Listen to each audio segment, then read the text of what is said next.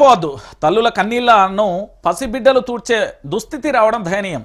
రోజుకో రైతు ఆత్మహత్య చేసుకుంటుంటే సీఎం మంత్రులు ఏం చేస్తున్నారు? ఏం లేదు, మా సీఎం మా మంత్రులు మంచి పాటలు వింటున్నారు, ఇట్లా సామజవరగమన అంటుంటున్నారు.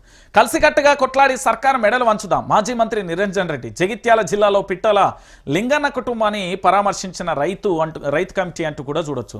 ఏంది, జగిత్యాల జిల్లా ఇబ్రహీంపట్నం మండల కేంద్రానికి చెందిన రైతు పిట్టల లింగన్న భార్య లక్ష్మిని ఓదార్స్తున్న బీఆర్ఎస్ రైతు అధ్యయన కమిటీ చైర్మన్ నిరంజన్ రెడ్డి, కొప్పుల ఈశ్వర్, రసమై బాలకృష్ణన్. మరో రైతు ఆత్మహత్య, పత్తి దిగుబడి రాక మనస్తాపం, ఆర్థిక ఇబ్బందులతో బలవన్మరణం. ఆసిఫా జిల్లా బోధగూడలో విషాదం. ఇక ఇప్పటికీ రాలిన మట్టిపూలు ఎన్నో తెలుసా? 416 అట. ఇక చూడు, రైతులకు సంబంధించి వాళ్ళకు భరోసా ఇచ్చే ప్రయత్నంలో బీఆర్ఎస్కు సంబంధించిన పార్టీ పోతున్నా. బీఆర్ఎస్ ప్రభుత్వం అని వస్తుంది. ఇక చూసి ఎట్లా అలవాటు అయిపోయింది బీఆర్ఎస్ ప్రభుత్వం.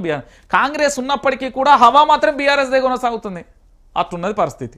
నేను ఏమంటున్నానంటే, రైతులు ఈ దేశానికి వెన్నుముక, జై జవాన్ జై కిసాన్ అనే నీతి సూత్రాలు చెప్పే మా రాజకీయ నాయకులు రైతులు నేల రాలిపోతా అంటే కనబడరాయి. అధికారులకు కనబడరు, రాజకీయ నాయకులకు కనబడరు. ఇక విపక్షాలు వచ్చే వాళ్ళకి సాయం చేయాలి. పాపం వాళ్ళకున్న ఏంది అంటే ఆ పిడికిలు ఎంత భూ అయ్యేదాన్ని ఉంటే తీసుకొచ్చి వాళ్ళ పెట్టి, ఇక మీరు ఉండుర్రి, మేము మళ్ళీ మా ప్రభుత్వం వస్తుంది అంటే అప్పటిదాకా ఎదురు చూడాలి.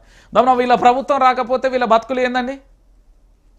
416 కుటుంబాలంటే 416 మంది జనాభాను అంటే రైతులను ఈ ప్రభుత్వ హత్యలుగా పరిగణించాల్సి వస్తుంది కదా.